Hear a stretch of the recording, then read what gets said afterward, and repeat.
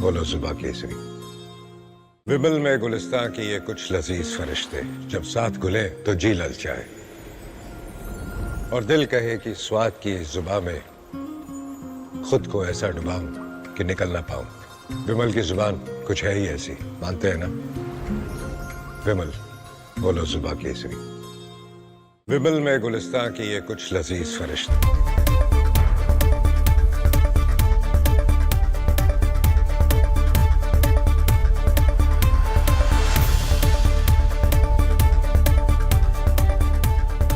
नमस्कार, बहुत स्वागत है आपका। आप देख रहे प्रहार, आपके साथ मैं हूं सलोनी श्रीवास्तव अजमेरा। और प्रहार में सबसे पहले बात उस बयान की जो सरहद पर शहादत देने वाले जवानों के सम्मान को ठेस पहुंचाता है, और उस नेता की जो सेना की बहादुरी पर सवाल उठाकर चीन के प्रोपेगेंडे को ताकत देने की कोशिश करता है। हम बात कर रहे हैं राहुल गांधी की, जो बार बार ये कहकर देश की सेना को कटघरे में खड़ा करते हैं कि चीन ने भारत की जमीन हड़प ली है। लेकिन आज जब यही बातें सुप्रीम कोर्ट के सामने आई तो कोर्ट ने राहुल से सवाल पूछा कि क्या आपके पास कोई सबूत है? अगर आप सच्चे भारतीय हैं तो क्या आपको ऐसे बयान देने चाहिए? राहुल गांधी पर सुप्रीम कोर्ट की टिप्पणी के बाद विपक्ष बैकफुट पर है और बीजेपी हमलावर। खबर पर पूरा अपडेट आपको देंगे। दूसरी खबर उस आरोप की जिसे तेजस्वी यादव ने पूरे जोश से उछाला। दावा किया कि उनका नाम वोटर लिस्ट से हटा दिया गया, लेकिन चुनाव आयोग ने जब फैक्ट चेक किया तो तेजस्वी भारी मुश्किल में गिर गए। पहले बीजेपी तेजस्वी के 2 वोटर आईडीज को लेकर सामने आ गई और उसके बाद चुनाव आयोग ने तेजस्वी को नोटिस जारी कर दिया। तेजस्वी के वोटर आईडी कांड की हर अपडेट आपको देंगे। तीसरी खबर सनातन पर दिए विवादित बयान की। भारत में सनातन पर हमला अब विपक्ष की सोची समझी रणनीति बन चुकी है। एक्टर से नेता बने कमल हासन ने कहा कि शिक्षा से तानाशाही और सनातन की जंजीरों को तोड़ा जा सकता है। ये वही कमल हासन हैं जिन्होंने पहले हिंदुओं को आतंकी बताया था, हिंदू शब्द को विदेशी कहा और अब सनातन को जंजीर करार दिया है। ये कोई फिसली जुबान नहीं है, ये एक पैटर्न है। खबर के इस पहलू पर भी पूरी जानकारी आपको देंगे। और बात मुख्तार अंसारी के बेटे उमर की गिरफ्तारी, बाढ़ बारिश के कहर की भी होगी। लेकिन सबसे पहले बात करेंगे राहुल को सुप्रीम कोर्ट से पड़ी सुप्रीम फटकार की।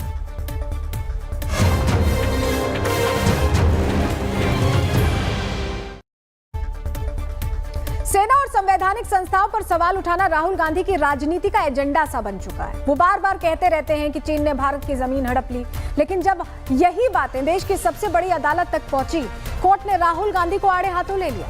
सुप्रीम कोर्ट ने न सिर्फ राहुल गांधी से सबूत मांगे बल्कि ये भी कायदे से समझाया कि बात महज बयानबाजी की नहीं है, सोच और जिम्मेदारी की भी है, भारतीयता की भी है। राहुल गांधी ने साल 2022 में क्या कहा था और कोर्ट ने राहुल को कैसे नसीहत दी, वो आपको डिटेल में बताते हैं ग्राफिक्स के जरिए। राहुल गांधी के बयानों पर सुप्रीम कोर्ट ने फटकार लगाई है। 2023 में भारत जोड़ो यात्रा के दौरान राहुल ने बयान दिया था कि चीन ने 2000 वर्ग किलोमीटर क्षेत्र पर कब्जा किया है। सुप्रीम कोर्ट ने पूछा कि आपको कैसे पता कि चीन ने कब्जा कर लिया है? क्या आपके पास कोई विश्वसनीय जानकारी है? कोर्ट ने सवाल किया। और यदि आप सच्चे भारतीय हैं तो आप ऐसा नहीं कहेंगे। कोर्ट ने यह क्लियर किया। एक तरफ सीमा पर चीन से लोहा ले रहे हमारे जवान और दूसरी तरफ देश के भीतर ऐसा बयान जिससे सेना का मनोबल नहीं, सवालों का बोझ बढ़ता है। सीमा पर हमारी सेना चीन को जवाब दे रही है और दिल्ली में विपक्ष का एक चेहरा ऐसी जुबान बोल रहा है जो सीधे दुश्मन के नैरेटिव को ताकत देती है। राहुल गांधी के बोल फिर से कटघरे में, फिर से उन्होंने वही किया। सेना पर सवाल, सोशल मीडिया पर आरोप और जमीन पर कब्जे की कहानी। लेकिन इस बार सुप्रीम कोर्ट ने पलट कर पूछ लिया कि सबूत कहां है और किस आधार पर इतने बड़े दावे किए।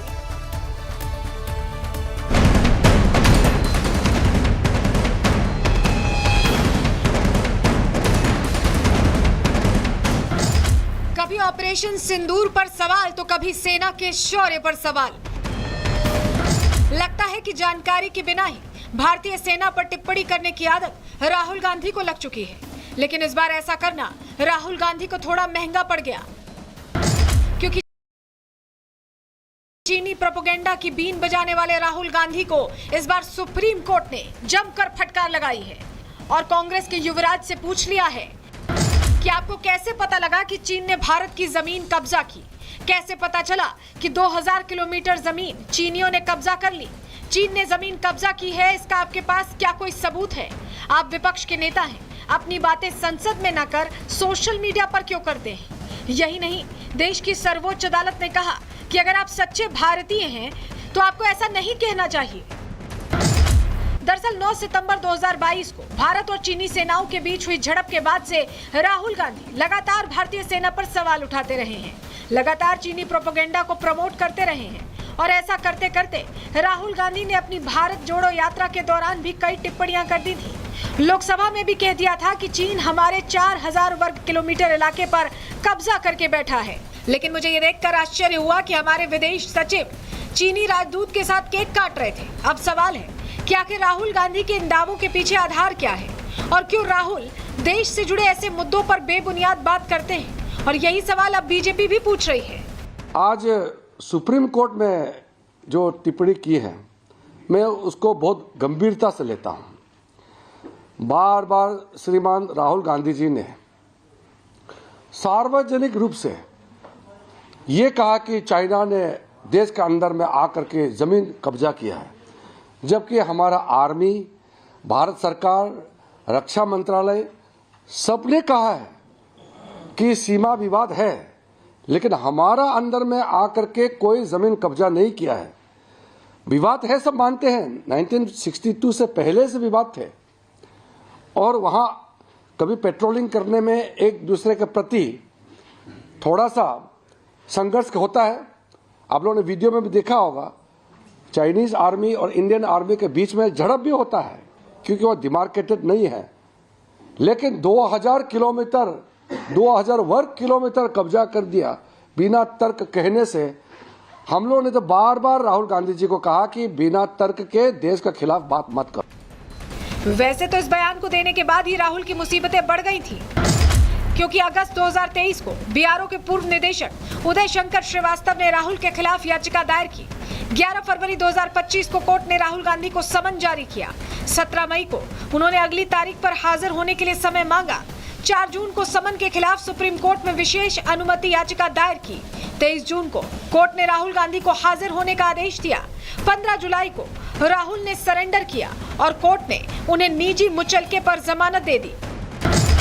इसके बाद यह मामला सुप्रीम कोर्ट जा पहुंचा, जहां राहुल को एक बार फिर राहत मिल गई, लेकिन इस बार उन्हें कड़ी फटकार भी लगाई गई। सेना पर सोच समझकर बयान देने की हिदायत दी गई। ऐसे में सवाल है कि क्या राहुल गांधी की सेना विरोधी सोच सुधरेगी? क्या राहुल सेना का अपमान करने से बाज आएंगे?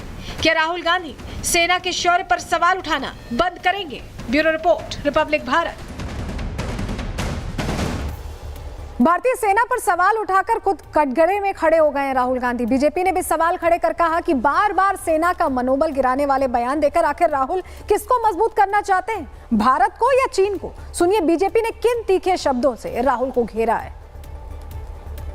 राहुल गांधी ने कहा प्रेस वार्ता करते हुए, चीन ने 2000 स्क्वायर किलोमीटर की जो भूमि है भारत की, उसको कब्जा लिया है। एक दूसरा, भारतीय सेना चीनी सेना से पिट रही है। यह याचिका की सुनवाई हो रही थी तो माननीय सर्वोच्च न्यायालय के 2 जजेस की खंडपीठ ने जो टिप्पणी करी है, अगर आप सच्चे भारतीय हैं तो आप ऐसा कभी नहीं कहेंगे। Whatever you have to say, why don't you say in the parliament? Why do you have to say this in the social media posts? एक बहुत बड़ा विषय यह भी है, हर बयान देने का, हर मुद्दा उठाने का सही फोरा होता है। संसद का पटल, आप पहले सांसद, अब नेता प्रतिपक्ष हैं। संसद में वो बात क्यों नहीं उठाते, तथ्यों के साथ क्यों नहीं उठाते? ये सवाल हम पूछते हैं। देखिए, संवैधानिक संस्था सर्वोच्च न्यायालय राहुल गांधी की भारतीयता पे इतना गंभीर कमेंट करता है, हर देशवासी आहत है। एक भारतीय अपनी सेना के लिए जो पूरे विश्व में सबसे वीर है, कैसे कह सकता है कि वो चीनी सेना से पिट रही है? ऐसे अपरिपक्व, भारत विरोधी, सेना का मनोबल तोड़ने वाले बयान बिना प्रमाण, बिना तथ्य के, खासकर जब गलवान जैसा मामला चल रहा था, हमारी सेना लड़ रही थी राहुल गांधी ऐसे वक्तव्य क्यों देते हैं, ये एक बड़ा सवाल है। And it is a question about Rahul Gandhi's credibility which is at stake. BJP लगातार सवाल कर रही है, जमकर बरस रही है। सांसद कंगना रनौत ने कहा कि राहुल हमेशा भारत के विरोध में खड़े दिखते हैं। संजय जायसवाल ने भी कहा कि उन्हें आदतन अपमान करने वाली कहीं ना कहीं आदत लग गई है। और शशांक मणि त्रिपाठी ने कहा कि राहुल को पाकिस्तान चीन का नहीं भारत का साथ देना चाहिए। हमेशा देखा है कि वो हमेशा जो है वो एंटी इंडिया उनकी सोच है और भारत के अगेंस्ट हमेशा बोलते हैं। तो ये एक बहुत ही वेलकम मूव है बाय द सुप्रीम कोर्ट कि उन्होंने उनको इस तरह की फटकार लगाई है। अब आने वाले समय में और लोगों से भी ध्यान रखना चाहिए कि वो भारत की अस्मिता को, अखंडता को और सबसे ज़्यादा तो उनके मनोबल किसी तरह की ठेस न पहुंचे। राहुल गांधी जी आदतन ऑफेंडर है। सुप्रीम कोर्ट कहे कोई कहे, उनसे उनको कोई अंतर नहीं पड़ता। इस देश में जब भी एकजुटता की बात होती है, एकता की बात होती है, सेना के समर्थन की बात होती है, राहुल गांधी हमेशा विरोध में नजर आते हैं। हमने पहले भी देखा है, जब हमने सर्जिकल स्ट्राइक किया, जब हमने एयर स्ट्राइक किया और ऑपरेशन सिंदूर के दरमियान भी उनका पूरा जो काम करने का तरीका था वैसा ही था जैसा उन्होंने गलवान घाटी के समय में किया था। चाइना ये है, चाइना वो है। भाई साहब, आप विपक्ष के नेता हैं, लीडर ऑफ द ऑपोजिशन है, आपको मर्यादा रखनी चाहिए कि हम लोग चीन से आगे बढ़ें, इसके बारे में चर्चा करनी चाहिए। ये ना हो कि आप ही हतोत्साहित हो जाएं और देश को इस प्रकार का संदेश दे रहे हैं कि वो हतोत्साहित का संदेश है। आदरणीय प्रधानमंत्री जी एक अलग संदेश दे रहे हैं। हम लोग अपने बलबूते पे, स्वावलंबन पे आगे बढ़ रहे हैं। बीजेपी सांसद जगदम्बिका पाल ने भी सीधा हमला बोला। कहा राहुल गांधी जानबूझकर सेना का मनोबल गिराते हैं और दुश्मन देश की भाषा बोलते हैं। तो आज सुप्रीम कोर्ट ने कह दिया, एक देश का लीडर ऑफ अपोजिशन हो और वो बिना किसी सबूत के ये कह दे कि चाइना ने 2000 किलोमीटर कब्जा कर लिया, सेना का मनोबल गिरा दे, कह रहा चीनी सैनिक पीट रहे हैं भारतीय सैनिकों को। मतलब ये कौन सी भाषा बोल रहे हैं, पाकिस्तान की या चाइना की भाषा बोल रहे हैं और उन्हें देश को शर्मसार कर रहे हैं। अब सुप्रीम कोर्ट ने भी आज जिस तरह से फटकार लगाई है, उनको अगर कुछ भी उनमें हो तो माफ़ी देश से मांगनी चाहिए और कम से कम यह भी कहा कि इतना गैर जिम्मेदाराना बयान नहीं देना चाहिए, इनको सोच समझ करके बोलना चाहिए। नेता प्रतिपक्ष हैं और इस तरीके से बिना सबूत के जिस तरह से सेना के ऊपर आरोप लगा रहे हैं, तो आप सोचिए कि मानसिक रूप से वो दिवालिया हो गए कि आज एक नेता प्रतिपक्ष का भी महत्व होता है एक, और उसके बावजूद उनको सुप्रीम कोर्ट फटकार लगाए, उनको शर्मसार होना चाहिए, उनको माफ़ी मांगनी चाहिए। राहुल गांधी के इस बयान के बाद बाकी कांग्रेसी सांसद अब सवालों से बचते दिखाई दे रहे हैं। मणिकम टैगोर कैसे बच रहे थे, उन्हें भी सुनिए। सर, सुप्रीम कोर्ट ने सख्त टिप्पणी की है कि राहुल गांधी को कैसे पता कि चीन ने हमारी इतनी ज़मीनें हड़प ली है। पार्लियामेंट में चर्चा होना चाहिए, ये बहुत पॉलिटिकल इशू है कि मीन्स ये सुप्रीम कोर्ट ने क्या ऑर्डर दिया है, क्या नहीं दिया है, ये पूरा पढ़ना चाहिए। कि अब कोर्ट ने तो बता दिया है राहुल गांधी को कि सोच समझ के जिम्मेदारी के साथ बयान दे। अगर अभी भी नहीं उन्हें समझ आता तो उनके लिए आगे मुश्किल खड़ी हो सकती है, क्योंकि भारतीयता को जगाने की कोशिश कोर्ट ने की है। आगे बढ़ रहे हैं, अगली खबर की बात कर रहे हैं। बिहार में वोटर लिस्ट की लड़ाई में अब एक बड़ा ट्विस्ट आ गया है, जहां तेजस्वी यादव के वोटर लिस्ट से नाम कटने के दावों पर चुनाव आयोग सबूत के साथ अब सामने आए। तेजस्वी यादव अब चौतरफा घिरते हुए दिखाई दे रहे हैं। चुनाव आयोग पूछ रहा है कि आपके पास दो वोटर ID कार्ड कहां से आए। तेजस्वी शांत है, लेकिन SIR को लेकर शुरू हुई इस सियासत ने बिहार का सियासी पारा हाई कर दिया है। तेजस्वी के पते पर चुनाव आयोग का नोटिस भी ऐसे में पहुंच चुका है। नोटिस में पूछा जा रहा है कि वोटर लिस्ट के पहले ड्राफ्ट को लेकर तेजस्वी ने जो EPIC नंबर दिखाया था वो किस वोटर ID का है। तस्वीरों में देख सकते हैं आप, ये उसी नोटिस की कॉपी है जो तेजस्वी को भेजा गया है। चुनाव आयोग ने तेजस्वी के एक दावे का फैक्ट चेक कर दिया है, एक दावे का। अब सवाल यह है कि तेजस्वी चुप क्यों हैं? क्या तेजस्वी के पास सच में दो वोटर कार्ड है? और क्या इन 2 वोटर कार्ड्स को बनवाने के लिए तेजस्वी यादव ने फर्जी आधार कार्ड भी बनवाया था? क्योंकि उसके बिना तो यह संभव नहीं है। अब देखिए, सवाल तो कई हैं। तेजस्वी यादव इनका क्या जवाब देते हैं, इसका इंतजार है, क्योंकि चुनाव आयोग ने तो इस पर EPIC स्टोरी का पूरा सच कैसे सामने रखा, आपको जानकारी ग्राफिक्स के जरिए देते हैं, बताते हैं। चुनाव आयोग ने स्पष्ट किया कि 1 अगस्त को जारी ड्राफ्ट वोटर लिस्ट में तेजस्वी यादव का नाम मौजूद है। आयोग ने यह भी बताया कि कि साल 2015 की मतदाता सूची में भी तेजस्वी के पास यही ईपीआईसी संख्या थी। ऐसे में तेजस्वी का यह दावा कि उनका नाम मतदाता सूची से हटा दिया गया है, यह आरोप पूरी तरह से फर्जी साबित हो जाता है, क्योंकि जिस ईपीआईसी संख्या का जिक्र तेजस्वी यादव कर रहे हैं वो तो ऑफिशियल रिकॉर्ड्स में कहीं मौजूद ही नहीं है। इस नंबर का तो कोई ऑफिशियल रिकॉर्ड है ही नहीं।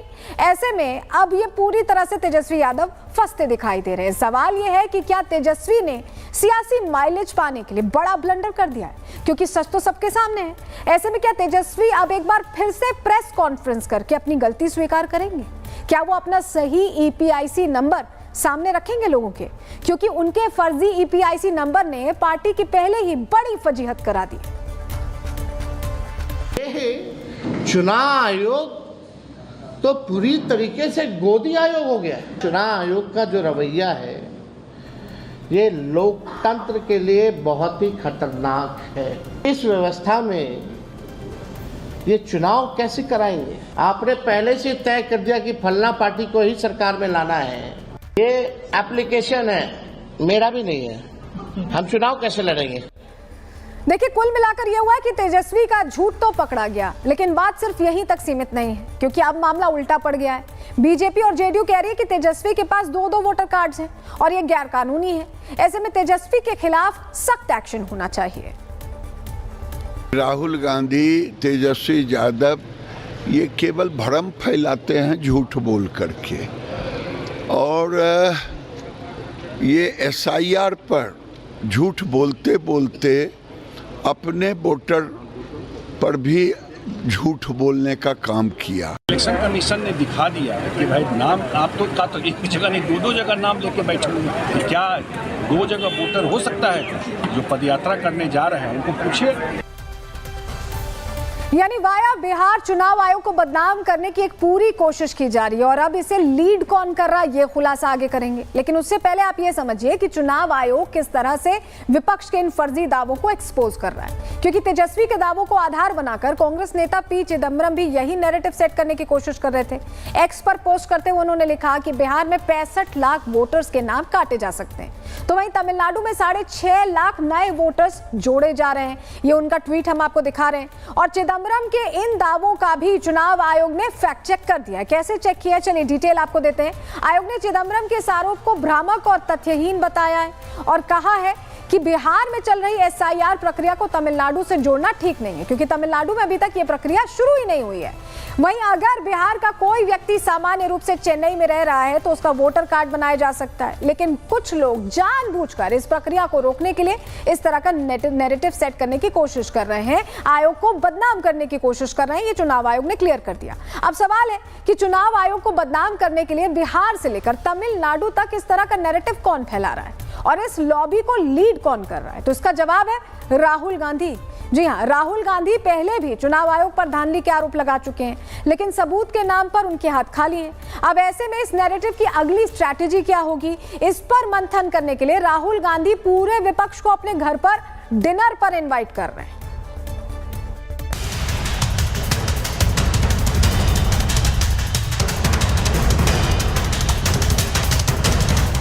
एसआईआर पर मचे सियासी शोर को राहुल गांधी लीड कर रहे हैं।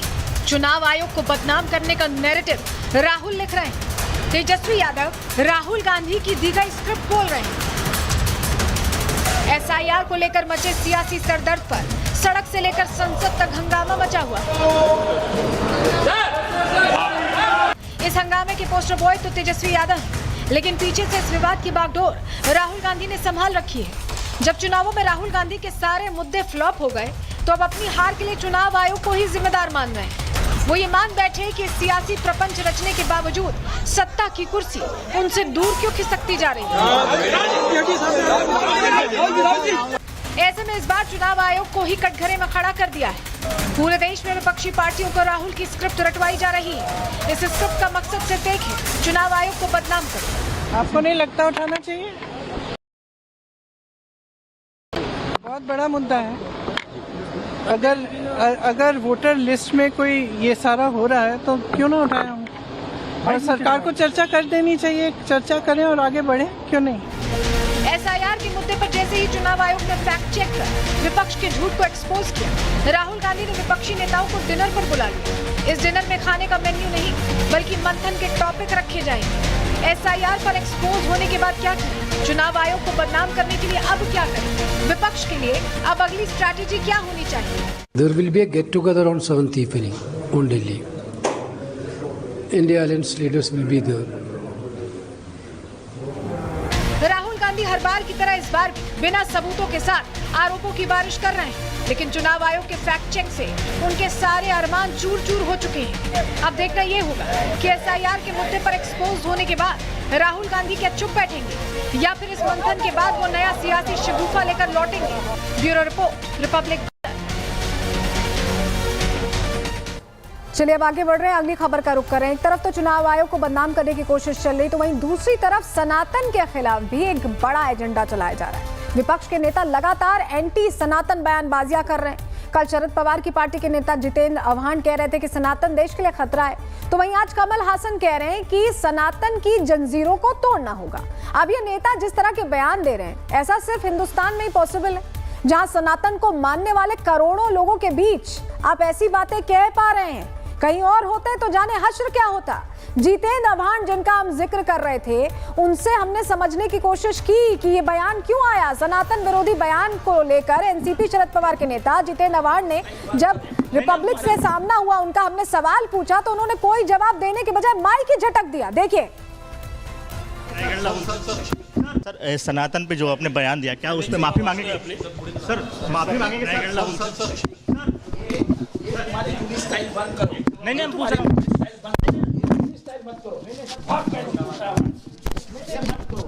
तेरा दोस्त रहा हूँ, मैं पूछ रहा हूँ सर। मैं तुम्हारा दोस्त रहा हूँ, मैं तुम्हारे हर सवाल का जवाब देता हूँ। ये धंधा मत करो। मैं पूछ रहा हूँ सर, आपसे पूछ रहा हूँ बार बार।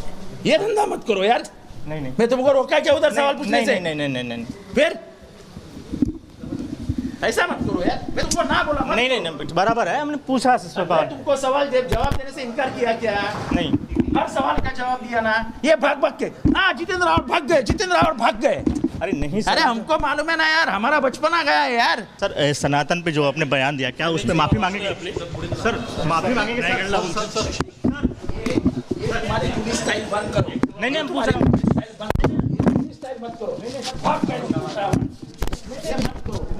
तेरा दोस्त रहा हूँ, मैं पूछ रहा हूँ सर। मैं तुम्हारा दोस्त रहा हूँ, मैं तुम्हारे हर सवाल का जवाब देता हूँ। ये धंधा मत करो। मैं पूछ रहा हूँ सर, आपसे पूछ रहा हूँ बार बार। ये धंधा मत करो यार। नहीं मैं तुमको रोका क्या उधर सवाल पूछने से? नहीं। फिर ऐसा मत करो यार। मैं तुमको ना बोला। नहीं बराबर है, हमने पूछा सवाल। तुमको सवाल जवाब देने से इनकार किया क्या? नहीं, हर सवाल का जवाब दिया ना। ये भाग के जितेंद्र रावत भाग गए। अरे नहीं सर, अरे हमको मालूम है ना यार, हमारा बचपना गया है यार। सर सनातन पे जो आपने बयान दिया, क्या उस पर माफी मांगेंगे? सर माफी मांगेंगे सर? नहीं हम पूछ रहा हूँ।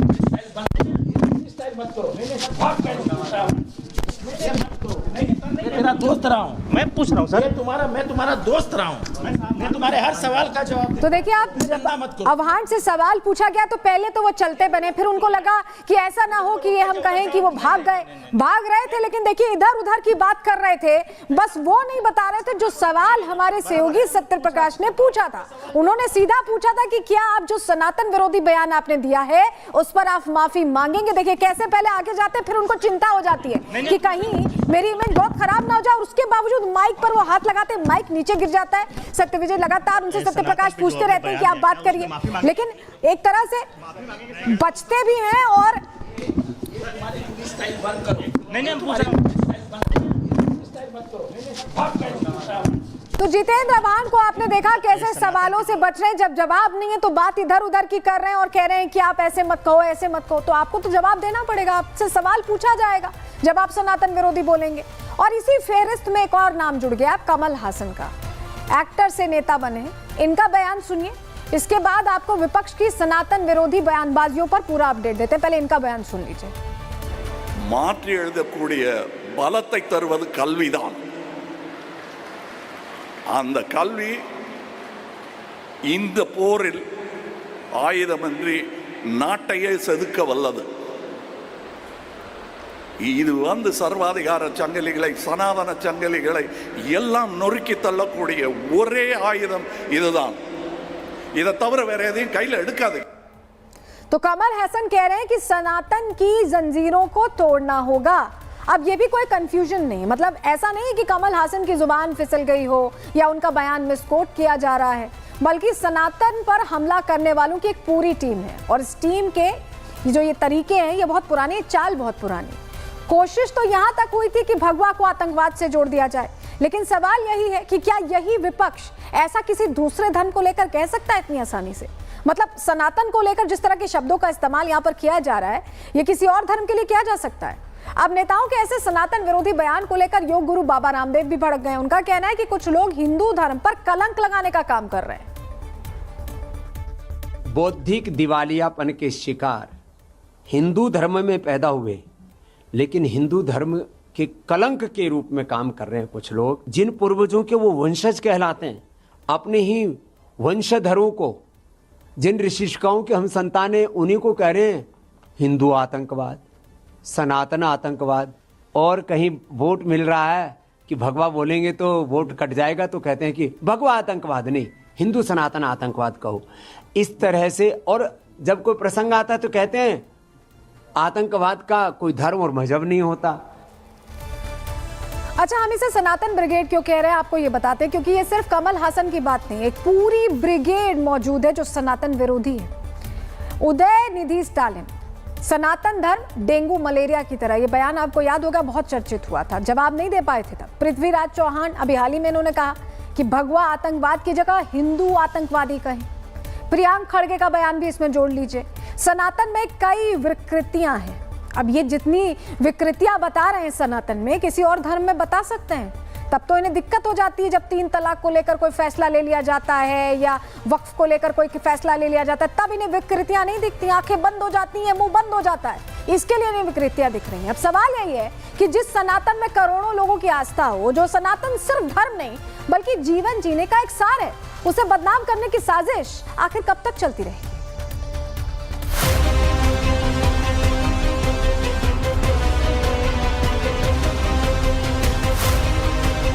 सनातन पर सवाल उठाने वालों का एजेंडा फिक्स है, सनातन को बदनाम करने वालों का मकसद फिक्स है। सनातन आस्था पर हमला करना कुछ नेताओं की आदत बन गया है और विपक्ष में सनातन शत्रुओं की बढ़ती तादाद बड़े सवाल खड़े करती है। एक तरफ विपक्ष के नेता भारतीय सेना के शौर्य पर सवाल करने से नहीं चूकते, तो वहीं दूसरी तरफ इनके निशाने पर सनातन भी है। कमल हासन ने सनातन को लेकर जो कुछ बोला, उसका एजेंडा है हिंदू धर्म को बदनाम करना। கல்வி கிடைக்காமல் செய்து விட்டது இந்த சட்டம். ஆகரம் நினைச்சா ஒண்ணும் விட முடியாது. इससे पहले शरद पवार की एनसीपी के नेता जितेंद्र आव्हाड ने भी सनातन धर्म मानने से ही इनकार कर दिया था। ये सनातनियों के दिल में, जो दिमाग में जो विष है, वो विष के खिलाफ है हम। कमल हासन और जितेंद्र आव्हाड के सनातन द्रोह के बाद बीजेपी हमलावर है। मुझे चाहे उनको फिल्मों का ज्ञान अच्छा है, लेकिन हमारा वेद, उपनिषद, हिंदुस्तान की संस्कृति, अध्यात्म के साथ विज्ञान भी जुड़ा है। ये कमल हासन जी ने एक बार पढ़ना चाहिए। अगर नहीं जमे तो मैं भी MBBS MD डॉक्टर हूँ, तो विज्ञान और अध्यात्म का कैसे संबंध है मैं बहुत अच्छी तरह से जानता हूँ। तो सनातन को हृदय में रखा करो। जितेंद्र आव्हाड सिर्फ अपने मतदार संघ के माइनॉरिटीज लोग हैं, उसके मतदार हैं, उनको खुश करने के लिए इस तरह की बातें करता है। कमल हसन ने भी इसी तरीके से कहा तानाशाही तो और सनातन धर्म खत्म करने वाला अब तक ये पूरे वर्ल्ड में पैदा होने का है, अभी तक पैदा हुआ नहीं और नहीं पैदा हुआ। सनातन विरोधी मानसिकता वाले कमल हासन या फिर आव्हाड अकेले नहीं है, बल्कि विपक्ष में इसकी लंबी फेहरिस्त है। सनातन के विरोध में बोलना कई नेताओं की आदत बन चुकी है, लेकिन ये इसी सनातन की सीख है जो विरोध करने वालों को भी खुद में समाहित करती है। कमल हासन जैसे नेताओं के सनातन के खिलाफ बोले गए जहरीले बयान बड़ा सवाल करते हैं कि आखिर देश में सनातन शत्रुओं के कितने चेहरे मौजूद हैं, और क्या जितेंद्र जो कुछ बोल रहे हैं उस पर शरद पवार की भी रजामंदी है, और क्या कमल हासन के इस बयान पर एक बोल ना बोलने वाली कांग्रेस इस बात का समर्थन करती है? Bureau report, Republic Bharat. तो चंद वोटों के लिए सनातन के खिलाफ बोलने वालों की एक ब्रिगेड बन चुकी है। इनका सिर्फ यही काम है कि सुबह शाम सिर्फ सनातन को बदनाम करने की साजिश करते रहे। लेकिन अब ये ज्यादा दिन नहीं चलने वाला है। नेताओं के एंटी सनातन नैरेटिव के खिलाफ अब साधु संतों में गुस्सा देखा जा रहा है। जो कहानी प्रायोजित तरीके से भगवा को बदनाम करने के लिए, सनातन को बदनाम करने के लिए लिखी गई थी, वो कोर्ट के ही द्वारा उस कहानी का पर्दा खुल गया कि ना कभी भगवा आतंकवाद था, ना कभी भगवा आतंकवाद हो सकता है। भगवा हिंसा नहीं, अहिंसा चुनता है। भगवा सबको अपना बना करके रखता है। भगवा हमेशा सबको गले लगाने की विचारधारा प्रस्तुत करता है। और हमारे साथ हमारे सहयोगी सत्यप्रकाश सीधे जुड़ रहे हैं। सत्यप्रकाश, आपने तो सीधा सवाल पूछा था जितेंद्र आव्हान से कि आप जवाब दीजिए कि आप माफी मांगना चाहेंगे। इधर उधर की बात करने लगे। पहले तो भागते फिर रहे थे, फिर पलट कर आए कहीं ना कहीं हैंडल करने के लिए।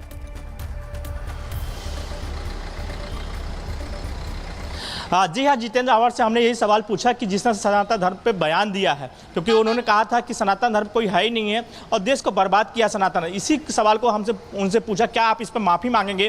वो कहीं न कहीं भड़क गए और भागते हुए हमारे सवाल से नजर आए। लगातार वो कह रहे हैं कि हम सनातन को मानते नहीं और सनातन कुछ हिंदुस्तान में है ही नहीं है। हिंदू धर्म है, सनातन धर्म नहीं है। और सनातन धर्म जो बना है, जो बनाया गया है, सिर्फ 2 सालों में हुआ।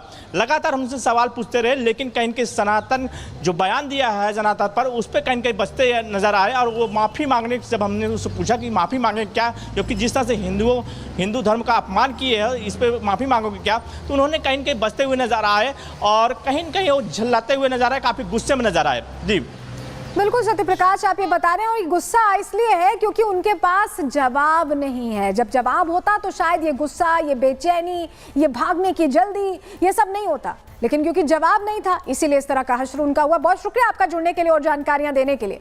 तो जितेंद्र आव्हान ही नहीं है खाली जो भागते फिर रहे हैं, एक और शख्स है। आपको बताते हैं, मालेगांव ब्लास्ट केस में 17 साल साध्वी प्रज्ञा समेत 7 लोग निर्दोष साबित हो गए। सनातन के खिलाफ रची गई भगवा आतंकवाद थ्योरी भी एक्सपोज हो गई। लेकिन अब सवाल है कि आखिर इस थ्योरी के पीछे जो चेहरे थे वो कहां हैं? जो अधिकारी साध्वी प्रज्ञा समेत तमाम आरोपियों को गिरफ्तार करने का आदेश दे रहे थे वो कहां गए? कहां है परमवीर सिंह, जिन पर रिहाई के बाद साध्वी प्रज्ञा ने गंभीर आरोप लगाए, जिन पर कानून से बाहर जाकर प्रताड़ित करने का आरोप लगा? सबसे पहले सुनिए साध्वी प्रज्ञा परमवीर सिंह पर रिहाई के बाद क्या बोल रही हैं, सुनिए पहले। परमवीर सिंह एक बहुत ही आतताई, बहुत ही अत्याचारी और बहुत ही निम्न स्तर का व्यक्ति है और गैर कानूनी गतिविधियों में लिप्त है ये व्यक्ति। क्योंकि जिस व्यक्ति ने हमें यानी मुझे जेल में डाल करके और हम जैसे राष्ट्रभक्तों को जेल में डाल करके, जिन्हें पीटने का अधिकार नहीं होता है, उसने इतनी भयानक यातनाएं दी कि शायद परतंत्र काल में भी इतनी यातनाएं किसी महिला को नहीं दी गई हैं। परंतु उसने कोई कसर नहीं छोड़ी, इतने षड्यंत्र किए। और इस षड्यंत्रों के बारे में तो मैं ये कहना चाहूंगी कि मुझे यह मालेगांव 2008 और मालेगांव 2006 में जितने लोग हैं, 2008 की विशेष बात इसलिए कर रही हूं क्योंकि मैं उसमें हूं और मुझे जोड़ा गया है। तो इस प्रकार के षड्यंत्र वो करता रहता है, उसकी आदत है। तो ये 2020 में जो इंटरव्यू दिया था अर्नब गोस्वामी को, उसमें पहली बार उन्होंने अपने दर्द को शब्द दिए थे और बताया था कि किस तरह से उनके साथ बर्बरता की गई थी। लेकिन जब इसी पर सवाल किया गया परमवीर सिंह से तो वो चुप दिखाई दिए, चेहरा छिपाने की कोशिश करते दिखाई दिए। जिससे सवाल है कि आखिर परमवीर सिंह क्या छिपा रहे हैं, क्या उनके पास जवाब नहीं है, कैसे बचते फिरे? देखिए जरा। Parambir Singh, here is the Parambir Singh. This is Parambir Singh. Why are you running from Republic question? Parambir Singh, why are you running from the Republic question? What is your answer? What are you trying to hide? Why did you not appear before the court during trial? Did you work to serve political agenda? Did you plant evidence to frame innocent? Mr. Parambir Singh, here is the Mr. Parambir Singh and he is not responding any answer of my question. You are, here is the Parambir Singh. देखिए, परमवीर सिंह को आप सुन रहे थे और उनसे जब सवाल बार बार पूछा गया कि साध्वी प्रज्ञा ने ये जो कहा है या जिस तरह से आप पर आरोप लग रहे हैं उस पर क्या कहेंगे, लेकिन शायद जवाब नहीं था और यही वजह है कि वो बचते दिखाई दिए। तो इस तरह का एक तरह से कोशिश उनकी तरफ से की गई कि कैसे वो सवालों से बचते रहे, लेकिन ज्यादा वक्त नहीं लगता, इस तरह के सवाल का सामना उन्हें करना ही पड़ेगा। रिपब्लिक पूछता रहेगा। इस बीच बड़ी खबर आपको बताएं, साध्वी प्रज्ञा ठाकुर ने एनआईए कोर्ट में शिकायत कर दी है। जांच अधिकारियों के खिलाफ टॉर्चर का आरोप लगाया। जो सवाल हम पूछ रहे थे परमवीर सिंह पर, उस पर अब शिकायत साध्वी प्रज्ञा ने कर दी है। साध्वी प्रज्ञा ठाकुर ने एनआईए कोर्ट में ये शिकायत की। देखिए, बाइज्जत बरी हुई है और उसके बाद वो 13 दिन जिस तरह से उनको टॉर्चर किया है जांच अधिकारियों की तरफ से, उसको लेकर अब उन्होंने शिकायत दर्ज करवा दी है। ये बड़ी खबर इस वक्त की आपको बता रहे हैं। एनआईए कोर्ट में शिकायत की है साध्वी प्रज्ञा ठाकुर ने, क्योंकि मनमाने तरीके से पहले तो फंसाया गया। इतना लंबा 17 साल केस चला, उन्होंने उस केस को फाइट किया। 13 दिन तक बहुत बर्बर तरीके से टॉर्चर किया था, जिसको लेकर अपने दर्द को बयां भी कर रही थी प्रज्ञा ठाकुर। अभी हमने आपको सुनवाया भी और इस पर ही हम परमवीर सिंह से सवाल पूछ रहे थे, लेकिन अब क्योंकि कोर्ट में केस दर्ज हो चुका है तो अब इन अधिकारियों को जवाब देना पड़ेगा। और चलिए अब बात उस गिरफ्तारी की जिसने एक माफिया खानदान की परतें खोल दी। मुख्तार अंसारी के छोटे बेटे उमर अंसारी को यूपी पुलिस ने लखनऊ के विधायक निवास से गिरफ्तार किया। शिकंजा कसा है, दस्तावेज फर्जी हैं और साजिश गहरी है और निशाने पर अब वही परिवार है जो खुद को कानून से ऊपर समझता रहा है। अदालत को गुमराह करने की कोशिश की गई, लेकिन कानून ने अपना रुख साफ कर दिया। आखिर क्यों गिरफ्तार हुआ उमर, पहले पूरी जानकारी आपको ग्राफिक्स के जरिए दे देते हैं, आपको बताते हैं कि क्या वजह रही। देखिए, फर्जी हस्ताक्षर का ये पूरा मामला है। मुख्तार अंसारी के बेटे उमर को पुलिस ने गिरफ्तार किया है। लखनऊ के दारुल शफा स्थित विधायक निवास से ये गिरफ्तारी हुई है। फर्जी दस्तावेज और धोखाधड़ी के मामले में गिरफ्तारी हुई। मां अफशा अंसारी के फर्जी हस्ताक्षर करने का ये पूरा मामला है। फौज साइन कर रहा था। जब्त संपत्ति को छुड़ाने के लिए ये फर्जी दस्तावेज पेश किए गए थे। 10 करोड़ रुपए की संपत्ति से ये पूरा मामला जुड़ा है, जिसको लेकर ये फर्जी हस्ताक्षर किए गए। तो देखिए, ये वो पल है जब पुलिस सीधे आपको तस्वीर दिखाते हैं। ये वो पल है, सीसीटीवी फुटेज है ये, जहां पर दारुल शिफा के भीतर पुलिस पहुंचती है और माफिया डॉन के वारिस को दबोच लेती है। सीसीटीवी की इन तस्वीरों में उमर अंसारी की गिरफ्तारी फ्रेम दर फ्रेम दर्ज हुई है। देखिए कैसे कानून के शिकंजे से बच नहीं सका अंसारी परिवार का वारिस, खुलासा हुआ और उसे अब पुलिस ने अपनी गिरफ्त में ले लिया है। तो उमर की गिरफ्तारी पर अब्बास अंसारी की भी प्रतिक्रिया सामने आई। लंबा चौड़ा पोस्ट लिखा है, आपको दिखा रहे हैं। सोशल मीडिया पोस्ट के जरिए उन्होंने दावा किया कि पुलिस रात 10:40 पर दारुल शफा से उमर को अपने साथ ले गई। अब्बास ने इस पोस्ट में यूपी पुलिस के साथ साथ विपक्ष के बड़े नेताओं को भी टैग किया है। ये वो हम पोस्ट आपको दिखा रहे हैं। यानी अंसारी परिवार एक बार फिर से कानून के निशाने पर है और अब इस बार सीधे निशाने पर है मुख्तार अंसारी का बेटा उमर अंसारी। लखनऊ से गिरफ्तारी हुई। फर्जी दस्तावेज पेश करने और अदालत को गुमराह करने का यह पूरा मामला जुड़ा हुआ है करोड़ों की संपत्ति से। जांच में अब कई परतें खुल रही हैं और शक की सुई अब वकील की तरफ भी घूम रही है। पूरी रिपोर्ट के जरिए समझिए।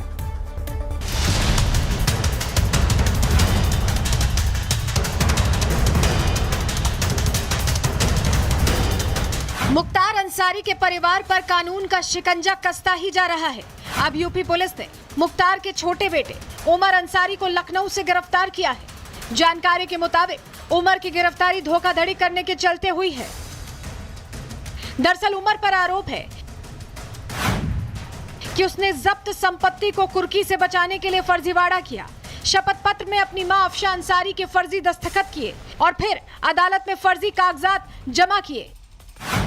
जानकारी के मुताबिक माफिया मुख्तार अंसारी की कुछ संपत्तियां 2021 में तत्कालीन डीएम के आदेश पर गैंगस्टर एक्ट के तहत कुर्क की गई थी। इसके बाद मार्च 2025 में एमपी एमएलए कोर्ट ने भी डीएम के आदेश को सही ठहराया था।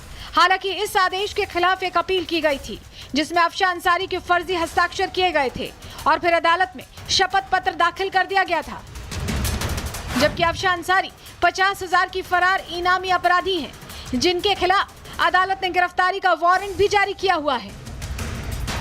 लेकिन जैसे ही अफशा अंसारी की तरफ से दायर की गई याचिका की जानकारी गाजीपुर पुलिस को मिली, पुलिस ने जांच पड़ताल की और उमर के खिलाफ बीएनएस की कई धाराओं में मुकदमा दर्ज कर गिरफ्तार कर लिया। उमर अंसारी जो कि IS 191 गैंग के सरगना मुख्तार अंसारी मृतक एवं उनकी पत्नी अफसा अंसारी, जो कि वर्तमान में 50,000 की इनामिया है, उनका बेटा है और इसको कल हिरासत में लिया गया था लखनऊ से। और एक प्रकरण है जिसमें 2021 में एक प्रॉपर्टी जो कि कोतवाली क्षेत्र में है, मोहल्ला देवड़ी वल्लभदास में, काफ़ी वैल्यूएबल प्रॉपर्टी है, उसको 14(1) के अंतर्गत जब्त किया गया था। उस ऑर्डर के विरुद्ध इनके द्वारा एक अपील की गई थी। वो अपील का जब अवलोकन किया गया तो उसमें अफसा अंसारी, जो कि वर्तमान में 50,000 की इनामिया है, उसके जो साइन थे वो प्रथम दृष्टया देखने से एवं जब उनका मिलान अन्य डॉक्यूमेंट से किया गया तो फर्जी प्रतीत हुए और वो साइन फर्जी हैं। तहरीर के मुताबिक 50,000 रुपए की इनामिया अफसा अंसारी की ओर से याचिका दायर करने की संभावना नहीं है। ऐसे में उमर पर आरोप लगा है कि उसी ने अपने वकील लियाकत अली के साथ आपराधिक साजिश रचकर फर्जी हस्ताक्षर किए और कोर्ट को गुमराह करने की कोशिश की। फिलहाल उमर गाजीपुर पुलिस की गिरफ्त में है। मुख्तार अंसारी के बेटे उमर अंसारी को लखनऊ पुलिस ने कल देर रात लखनऊ के दारुल शफा में विधायक निवास से गिरफ्तार किया। यही वो विधायक निवास है जहां पर जो उमर है अपने साथियों के संग मौजूद थे। दरअसल पूरा मामला गाजीपुर पुलिस ने लखनऊ में उमर अंसारी को गिरफ्तार किया है। गाजीपुर में धोखाधड़ी के मामले को लेकर उमर अंसारी की गिरफ्तारी है। गाजीपुर जिले की पुलिस उमर को लखनऊ में गिरफ्तार करने के लिए पहुंची थी और लेकर रवाना हो चुकी है। दरअसल एक दस्तावेज पर मां के फर्जी हस्ताक्षर को लेकर यह पूरा मामला है, जिसको लेकर उमर की गिरफ्तारी लखनऊ के दारुल शफा में मौजूद इस आवास से की गई। अब साफ है कि मुख्तार अंसारी के छोटे बेटे उमर की गिरफ्तारी के बाद अंसारी परिवार की मुसीबत बढ़ सकती है, क्योंकि अब तक उमर कानूनी शिकंजे से दूर था, लेकिन अब फर्जी हस्ताक्षर केस में गिरफ्तारी के बाद वो भी कानूनी शिकंजे में फंस चुका है। हालांकि पुलिस अब इस मामले में आरोपी वकील लियाकत अली की तलाश में जुटी है। Bureau report, Republic Bharat. और बात उत्तर प्रदेश की, जहां आधा राज्य बारिश और बाढ़ की मार से बेहाल है। नदियां उफान पर हैं, गांव में पानी भर गया है, सड़कें दरिया बन चुकी हैं और हालात काबू में लाने के लिए सीएम योगी ने खुद मोर्चा संभाल लिया है। बाढ़ प्रभावित 12 जिलों में राहत और बचाव कार्य तेज करने के निर्देश जारी हो चुके हैं। अब न सिर्फ प्रशासन बल्कि पूरी सरकार ग्राउंड पर एक्टिव है। लेकिन कैसे बाढ़ बारिश से मुश्किल खड़ी हो रही, पहले वो तस्वीर आपको दिखाते हैं। चलिए शुरुआत करें वाराणसी से, जहां लगातार बारिश के बाद गंगा और वरुणा का जलस्तर खतरे के निशान को पार कर चुका है। नक्की घाट के आसपास रिहायशी इलाकों में पानी भर गया है। घरों से लेकर गलियों तक सब कुछ जलमग्न है। रेस्क्यू टीम लगातार राहत और बचाव कार्य में जुटी हुई है। अगली तस्वीर जो हम आपको दिखा रहे हैं वो अयोध्या की है, जहां रामपथ और सर्किट हाउस के आसपास पानी भर चुका है। सड़कों पर जलभराव ने मुश्किल खड़ी कर दी है। अयोध्या से बारिश और उसके असर की तस्वीरें बता रही कि लोगों के लिए आवाजाही अब मुश्किल हो गई है। और ये तस्वीरें देख रहे हैं आप, कैसे लोग घुटने घुटने भर पानी में जाने को मजबूर है। ये हर जगह वाटर लॉगिंग की समस्या काफी जगहों पर दिखाई दे रही है। बाढ़ जैसे हालात अयोध्या में भी है। प्रयागराज की अब बात कर लेते हैं, जहां गंगा और यमुना दोनों नदियां उफान पर हैं। लगातार बढ़ते जलस्तर ने निचले इलाकों में पानी भरना शुरू कर दिया। ये आप तस्वीर देख रहे हैं अलग अलग जगहों की। प्रयागराज की जो तस्वीर हम आपको दिखा रहे हैं, देखिए ये रिहायशी इलाका है जहां नाव चल रही है। नाव चलाने की नौबत आ गई है क्योंकि पानी लगातार बढ़ता जा रहा है और रिहायशी इलाकों में आ चुका है। सीतापुर की तस्वीर भी देखिए, जहां शारदा और घाघरा नदियों ने संकट बढ़ा दिया। लगातार बारिश से जलस्तर उफान पर है। कटान से 1 दर्जन से ज्यादा गांव प्रभावित है। सैकड़ों बीघा फसल पर खतरा मंडरा रहा है। बाढ़ से बचे हाहाकार के बीच सीएम योगी ने खुद कमान संभाल ली है। प्रदेश के 12 बाढ़ प्रभावित जिलों के लिए टीम 11 का गठन हुआ है। क्या तैयारी है, ग्राफिक्स के जरिए आपको बताते हैं। बाढ़ की स्थिति से निपटने के लिए सीएम योगी ने कमान संभाली है। प्रभावित जिलों में राहत और बचाव कार्य तेज करने के निर्देश दे दिए गए हैं। सीएम योगी ने बाढ़ से प्रभावित जिलों के लिए टीम 11 का गठन किया है। टीम 11 बाढ़ से प्रभावित 12 जिलों पर नजर रखेगी। सभी मंत्रियों को फील्ड में उतरकर नजर रखने के निर्देश मुख्यमंत्री की तरफ से दिए गए हैं। तो यूपी के कई जिले बाढ़ की चपेट में, तस्वीर हमने आपको दिखाई। कई गाँव में पानी घुस चुका है, फसलें बर्बाद हो गई है, लोग बेघर हैं। लेकिन संकट की इस घड़ी में खुद मुख्यमंत्री योगी आदित्यनाथ हालात की मॉनिटरिंग कर रहे हैं। न सिर्फ रिव्यू मीटिंग बल्कि हर जिले के लिए अलग अलग मंत्रियों की टीम 11 बनाई गई है जो फील्ड में उतर चुकी है। और साफ निर्देश है कि लापरवाही बर्दाश्त नहीं होगी, हर बाढ़ पीड़ित तक राहत पहुंचनी ही चाहिए। अब आपको बताते हैं कैसे सीएम योगी की टीम 11 बाढ़ के कहर से यूपी को बचाने के लिए मिशन में जुट चुकी है।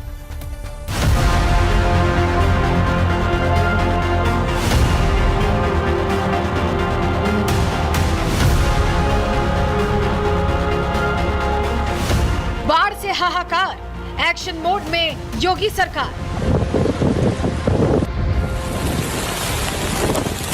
सीएम योगी की टीम 11 दूर करेगी सारी टेंशन। बारिश से बिगड़े हालातों से निपटने के लिए अब सीएम योगी ने कमान संभाल ली है। अपने मंत्रियों की खास टीम बनाकर नजर रखने के निर्देश दे दिए हैं। बाढ़ प्रभावित 12 जिलों में राहत और बचाव कार्य तेज करने के आदेश दिए हैं। इतना ही नहीं, सीएम योगी ने जिलाधिकारी, पुलिस कप्तान और मुख्य चिकित्सा अधिकारी समेत सभी अधिकारियों को भी 24/7 फील्ड में रहकर काम करने को कहा है। दरअसल सीएम योगी ने प्रयागराज, जालौन, औरैया, हमीरपुर, आगरा, मिर्जापुर, वाराणसी, कानपुर देहात, बलिया, बांदा, इटावा और फतेहपुर में बाढ़ को लेकर सख्त निर्देश दिए हैं। बाकायदा इसके लिए जिलेवार 11 मंत्रियों को जिम्मेदारी सौंपी है।